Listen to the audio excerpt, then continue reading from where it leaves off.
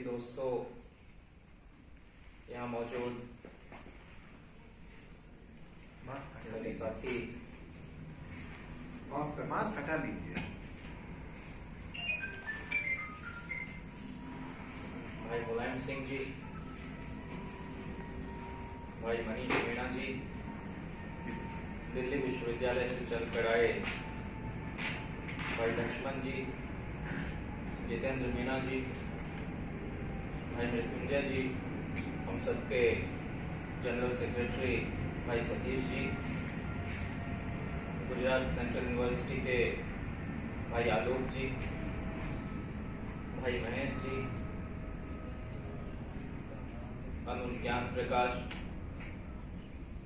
राम भवन जी और मौजूद जो JNUSU के काउंसलर हैं, स्कूल ऑफ इंजीनियरिंग के धीरेन्द्र और एक एक हम सबके आत्मीय दोस्त। मुलायम भाई को बहुत साधुवाद कि उन्होंने हम सबको इस साल और 21वीं सदी के तीसरे दशक के पहले वर्ष में पहले महीने में राष्ट्र के दो बड़े निर्माता की याद में इस आयोजन में शरीक होने का अवसर दिया है। एक तो उस वक्त जब पुरुषों के लिए भी एक बहुत बड़ी आबादी की शिक्षा की वंचना देखने को मिलती थी, तब उन्होंने महिलाओं के लिए स्कूल खोला। जो लोग हिस्टोरिकली अनटचेबिलिटी के शिकार थे, उनके लिए अपने गांव में कुआं खनाया। वैसी हमारी राष्ट्रमाता सावित्रीबाई फूले जी और संविधान सभा के सदस्य, ऑक्सफोर्ड के अलमनस, इस देश के मौलिक विचारक, समाज के अंदर की हर तरह की बीमारी को डायग्नोज करके उसको समूल समाप्त करने के लिए आजीवन लड़ने भिड़ने वाले हमारे राष्ट्र नायक जयपाल सिंह मुंडा जी, जो 4-4 बार जनता के बीच से चुनकर इस देश की सर्वोच्च पंचायत में पहुंचे। आखिर हम इनको आज किस लिए याद करें? और पूर्व के वक्ताओं ने जिस तफसील से इनके विचारों की रोशनी में अपनी बातें रखी हैं, मैं बहुत लंबा नहीं बोलूंगा। कुछ बातें जो मैं आपसे साझा करना चाहता हूं और जो मैंने बहुत शिद्दत से JNU के अब तक के अपने 5-6 वर्षों में महसूस किया है कि आखिर ये इदारे जो एक रंगी हुआ करते थे किसी जमाने में, उसकी शक्ल सूरत विविधता से भरी कैसे? आखिरकार वह पीढ़ी जो अपने पुरखों के संघर्ष की बदौलत इस चहारदीवारी में दाखिल हुई, तो उसने इतिहास के पन्ने को पलटना शुरू किया। और जब धीरे धीरे उन्हें लगा कि इतिहास लेखन भी एक किस्म से बहुत शातिराना ढंग से हमारे नायकों को गायब करता चला गया, तो हम किस रूप में उनको आने वाली नस्लों तक पहुंचा सकें। तो कई लोगों ने उसमें कोशिश की और सांस्कृतिक मोर्चे पर भी इस कैंपस में बहुत सारी लड़ाइयां लड़ी गई, लोगों पर मुकदमे हुए, देश भर में उस पर बहस शुरू हुई और मिथकों ने हमारे साथ जितनी ज्यादती की, और आज भी मिथकीय चरित्रों के जरिए राजनीति में भी बहुत सारे रेफरेंस पॉइंट निकाले जाते हैं। ये चाणक्य, तो ये, तो वो, ये विभीषण वगैरह वगैरह। कुल मिलाकर कहना यह है कि जिस तरह से मनीष भाई ने अपनी PhD का काम जयपाल सिंह मुंडा जी पर शुरू किया है, या इन्होंने अपना MPhil का डिसर्टेशन लिखा है, बहुत जरूरी है कि हम समकालीन राजनीतिक विभूतियों पर भी काम करने का साहस दिखा पाए। जिस तरह से इस देश में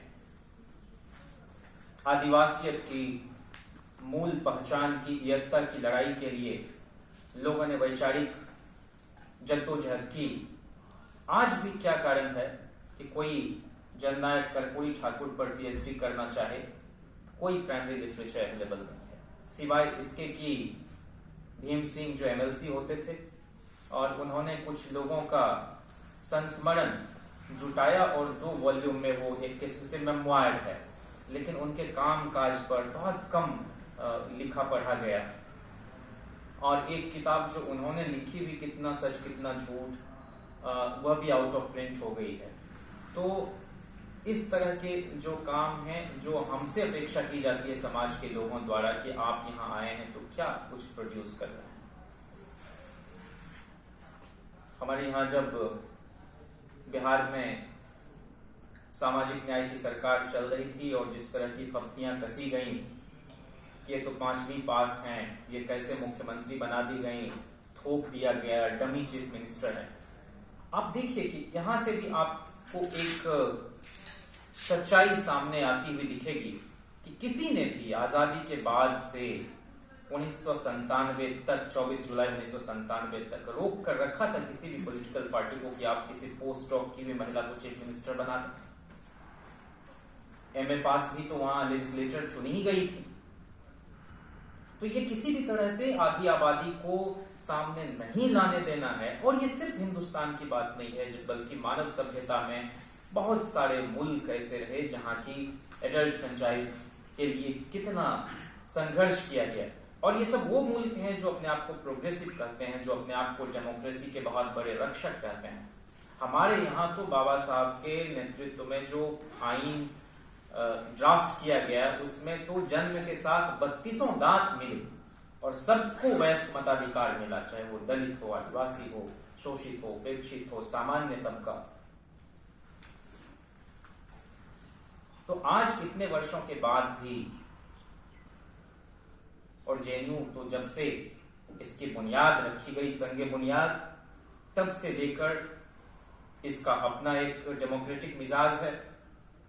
बहुत सारे छात्र संघ चुनाव भी हुए, मुझे आज भी याद है।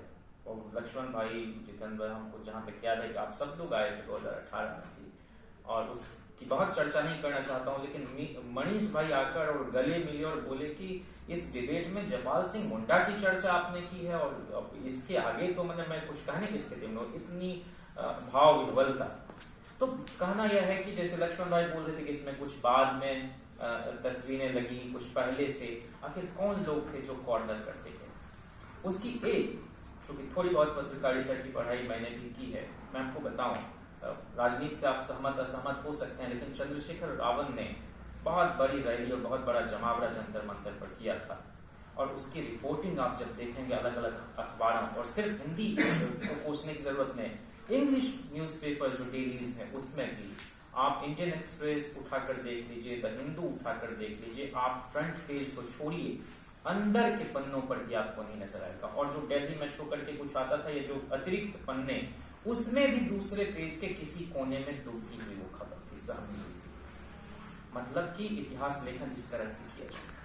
अच्छा, हमारे लोगों में मैं समझता हूं कि जो कांचा इलैया भी एक बार आए थे तो बोल रहे थे कि नेहरू जी ने अपनी आत्मकथा लिखी, गांधी जी ने अपनी आत्मकथा लिखी, अंबेडकर ने नहीं लिखी। और ऐसा बोल रहे थे कि वो मान लीजिए समुद्री यात्रा पर निकल गए और भरोसा नहीं था, और जयपाल सिंह मुंडा जी ने फिर वहां के पब्लिशर को दिया, वो भी बहुत बाद में जाकर उस पर खोजबीन के बाद वह छपी और फिर वह भी गायब हो गई है, अभी नहीं है अवेलेबल। तो मैं दंग था। और ज्ञान प्रकाश, हम लोग एक ऐसे ही बात कर रहे थे कि भाई शंकरशन ठाकुर जी ने जो कुछ लिखा है लालू जी पर, नीतीश जी पर, वो उसको जरा देखा जाए तो 2000 ईस्वी में जो उन्होंने बायोग्राफी लिखी है लालू प्रसाद की, उसका टाइटल आप देखिए, making of Lalu and unmaking of Bihar. माने लालू का निर्माण हुआ और बिहार का विनाश हो गया जैसे। और उसकी समीक्षा प्रेमशंकर झा जी ने लिखी है, और उसमें वो कह रहे हैं कि Lalu poses threat to Indian democracy. और किस किस रूप में, तो 3 उसमें बिंदु किनारे। और फिर वो बिहार की जनता को भी कोस रहे हैं कि बिहार की जनता को इन सब चीजों से लेना देना नहीं है, करप्शन से लेना देना नहीं है, डेवलपमेंट से लेना देना है। फिर इसीलिए तो फिर जाके चुनाव के नतीजे के दिन लास्ट तक पिछड़ रहा है और जो एनडीए है वो आगे बढ़ रहा है। 2000 ईस्वी की बात कर रहा हूं, और लास्ट में जाकर फिर जो है क्लियर कट मेजोरिटी नहीं मिली। मतलब जनता बेवकूफ है, उसको कोसो। मैं समझता हूं कि एकेडमिक वर्ल्ड में अब कम से कम यह स्थिति तो है कि आप जेएनयू के अंदर कर्पूरी ठाकुर पर रिसर्च कर ले सकते हैं, लोहिया पर आप काम करना चाहें तो कर ले सकते हैं। वहां भी एक बड़ी बात यह है कि आप जेपी को एजेंट साबित कर दें टोटल रिवॉल्यूशन के जमाने में, तो बहुत खुश होंगे लोग, बहुत खुश होगा वो जो आरएसी में जो बैठते हैं लोग, रिसर्च एडवाइजरी कमेटी में, जो हर 6 महीने पर आपका माथा दर्द करवाएगा। ये नहीं कि भाई थीसिस तो हमको ही लिखना है, लास्ट में उसको एवेलुएट होना है, एग्जामिन होना है, तो हर 6 महीने पर आप जो है खोचाड़िएगा उस बच्चे को, उस लड़के को, लड़की को। और लोहिया पर अगर काम करना है तो लोहिया को एक बहुत बड़ा हिंदूवादी नेता के रूप में साबित कर दीजिए। इस तरह का काम कीजिएगा तो बहुत प्रसन्नता होगी। आप यह बता दीजिए कि बहुत कंट्राडिक्शन से भरा हुआ प्रयोग था, संविध सरकारें बनी तो उसमें कम्युनिस्ट का भी सपोर्ट था, उसमें जनसंघ का भी सपोर्ट था। कुल मिला के जो लोग कुछ कोशिश कर रहे हैं यथास्थितिवाद को तोड़ने की, तो वहां जो न्यूआंसेस आप खोजेंगे तो वो इस बात की ओर इशारा करने लगे कि असल में भारतीय लोकतंत्र को कोई बचा सकता है जमहूरियत के पैमाने पर, उस स्केल पर, उस स्टैंडर्ड पर, तो वो एक ही दल है और वो एओ ह्यूम द्वारा स्थापित दल है। बाकी सब तो लटके झटके खा रहे हैं, बाकी सब में तो विचलन है। हमने देखा कि 1991 के जब चुनाव के आसपास डिबेट पर दूरदर्शन पर हर दल को जो समय मिलता था, और चरण सिंह के जमाने में भी आप डीडी का आर्काइव निकाल कर देख लीजिए, तो आपको लगेगा कि उस डिबेट में कौन बैठ रहे हैं, नेशनल लीडर बैठ रहे हैं, स्पोक्स पर्सन कौन हो रहे हैं, बहुत कायदे के आदमी हो रहे हैं जो उस पार्टी के नीति, कार्यक्रम, विचार वैचारिक को डिफेंड कर सके या सामने रख सके। उस डिबेट में हम देख रहे हैं कि एक तरफ हैं जो गुजर गए राजेश पायलट जी बैठे हुए, अटल बिहारी वाजपेयी जी बैठे हुए, उस डिबेट में आपको रामविलास पासवान जी बैठे हुए। मतलब एकदम अव्वल दर्जे के जो नेता हैं उस दल के वो बैठ रहे हैं। आज कौन सब बैठ रहे हैं जो गाली दे सके, जो होहल्ला मचा सके, जो यह कह सके कि हमको दलित समझ लिया गया इसलिए हमको पुलिस ने तंग कर दिया। ऐसे लोग उसमें आरएसएस का लॉ, आरएसएस के विचारक के रूप में प्रगतिशील चैनल्स पर बैठ रहे हैं। मेरा कहना सिर्फ यह है कि हम लोग इस तरह की बातों में या जज्ड किए जाने के फेयर से नहीं गाइडेड हों कि हम अगर कर्पूरी ठाकुर पर बात कर रहे हैं तो लोग क्या सोचेंगे। हम अगर मुलायम सिंह यादव के योगदान को एक्नॉलेज कर रहे हैं, कहीं पर हम रेफर कर रहे हैं। एक जगह उनसे राजीव शुक्ला जी ने एक बार यह प्रश्न किया कि आपका तो बहुत आलीशान बिल्डिंग और कार्यालय का आपने बनवा दिया है नेताजी, समाजवाद तो ये नहीं है। तो उन्होंने कहा समाजवाद के माने गंदगी में रहना भी तो नहीं है। समाजवाद का तो सबक लोहिया ने ये सिखाया, समता और संपन्नता। एक अच्छे साफ सुथरे कार्यालय से गरीबों के लिए काम होगा, गरीब लोग ही उस कार्यालय में आकर बैठेंगे। कुल मिलाकर आपके लीडर चाहे जैसे भी हों, वो कितना भी अच्छा काम कर लेंगे, उनको कहीं पर भी एक्नॉलेज नहीं किया जाना है और अच्छे लाइट में तो नहीं किया जाना। चरण सिंह जी का क्या गुनाह था भाई? चरण सिंह जी जब मुख्यमंत्री बने तब तो कोई पिछड़ा वहां मंत्री बनना शुरू किया है उत्तर प्रदेश में, और 25,000 पटवारियों ने जब एक मुश्त इस्तीफा दिया है, उस इस्तीफे को उन्होंने स्वीकार किया है मंत्री रहते हुए कि भाई हमें छोटी जोत के किसानों की ज्यादा परवाह है, हमको बड़ी जोत के 1000 बीघे 2000 बीघे वाले किसान हमसे नाराज भी हो जाएं बहुत फर्क नहीं पड़ता है। और आपके आदमी से ही, ये मनोवाद यही है कि आपके बीच के आदमी से ही आपके खिलाफ बोलवाएगा, आपके बरक्स खड़ा करवाएगा। लोग कहते हैं कि भाई अंबेडकर के बरक्स जगजीवन राम को खड़ा करा दिया गया, लेकिन यह भी सच है कि जगजीवन राम ने अपने दायरे में रहकर भी कितने बड़े बड़े कानून ड्राफ्ट किए। कोई नहीं देगा अलग बांग्लादेश के निर्माण की का श्रेय रक्षा मंत्री रहते हुए जगजीवन राम जी के कार्यकाल को।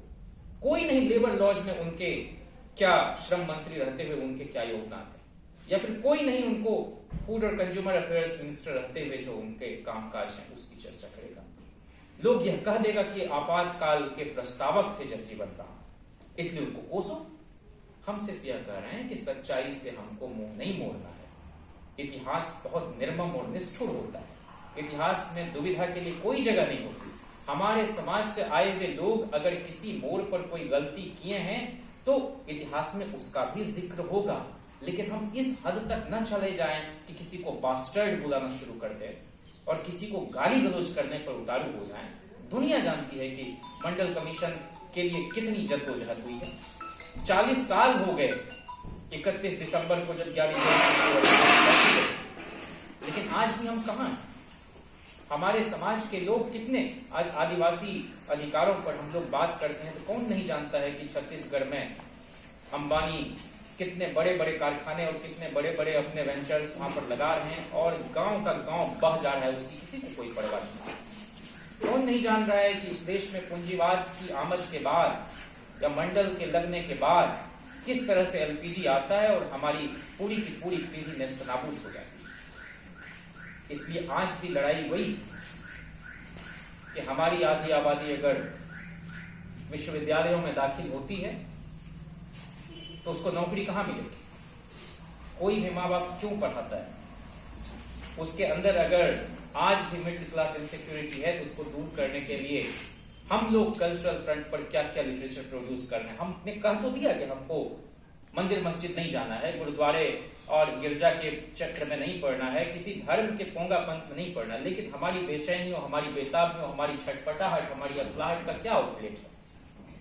लोहिया ने तो रामायण मेला लगाकर कुछ उसमें विकल्प ढूंढने की कोशिश की। रामायण का जो उज्जवल पक्ष होगा उसको उसमें वो तलाशते थे कि हमारे लोगों को यहां पर कोई स्वलेस मिल जाए।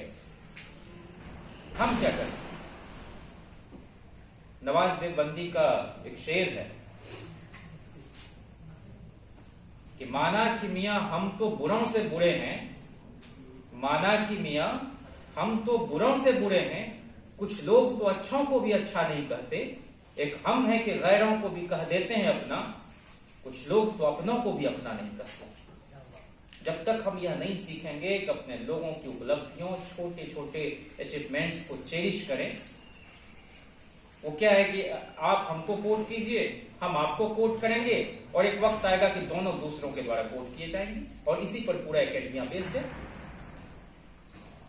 लेकिन हमारे यहाँ कोई आदमी कुछ काम करेगा तो बजाय इसके कि उसको एनकरेज करें, हम लोग आपस में इतना कुछ उसमें खचर पचर मचाना शुरू कर देते हैं कि फिर वो आदमी इतना डिस्करेज्ड हो जाएगा कि फिर उसकी हिम्मत नहीं बचेगी कुछ करने की। तो हम समझते हैं कि जयपाल सिंह मुंडा जी ने जो प्रश्न संविधान सभा में उठाए और आजाद भारत में जो उनकी लड़ाई रही, बहुत विस्तार से उनकी जाती जिंदगी पर भी चर्चा हुई। हम लोग बहुत तरह के चटक मटक के डिस्कोर्स में भी फंसते हैं, लेकिन सच तो यह है कि मूलधन बचा रहे तो बाकी चीजें उसमें एड ऑन होता चला जाएगा। और आज भी जो हमारी पीढ़ी है और उसके जो बुनियादी सवाल हैं, जो अनुत्तरित प्रश्न हैं, उसी को तो यूनिवर्सिटी में हम लोग ढूंढने की कोशिश कर रहे हैं। मैंने आपसे कहा कि लालू जी पर जो किताबें लोग लिखते थे तो ऐसा लगता है उनको अपना पर्सनल आर्काइव का भी एक्सेस हो देते थे और पता चलता है कि वहां से जैसे ही निकल के वहां से उठ के निकलता है एक अन्य मार्ग से, तो जो किताब का टाइटल है वही इतना पैराडॉक्सिकल और ऑक्सीमोरन से भरा हुआ, चरवाहा इन चौपर। अब इससे क्या कोनोट हो रहा है? चरवाहा चौपर में बैठ नहीं सकता है और आप एक सैटिरिकल टोन में बात कर रहे हैं।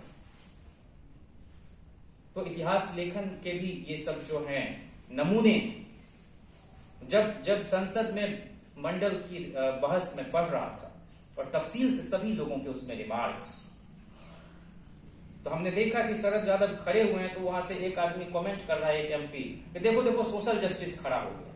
तो आप समझ रहे हैं कि कितनी जिल्लत के साथ आदमी वहां पर अपनी बात रख पाने के लिए हिम्मत के साथ खड़ा होता है। और सोशल जस्टिस के एक से एक रूप हैं।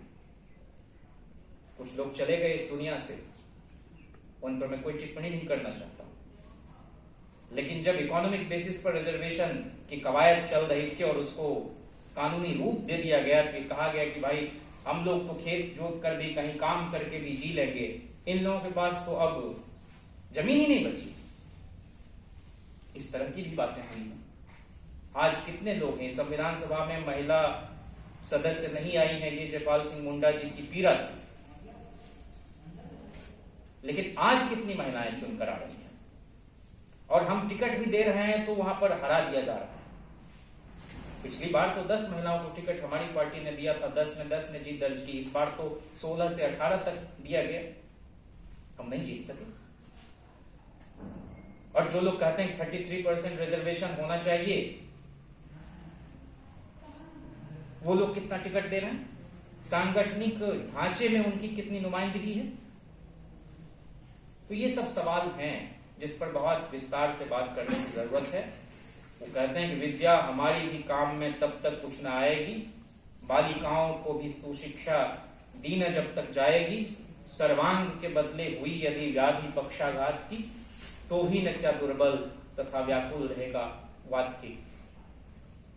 हम लोग बगैर किसी करवाहट के, बगैर किसी के बारे में कोई पूर्वाग्रह पाले हुए भी अपना मकाम तय कर सकते हैं।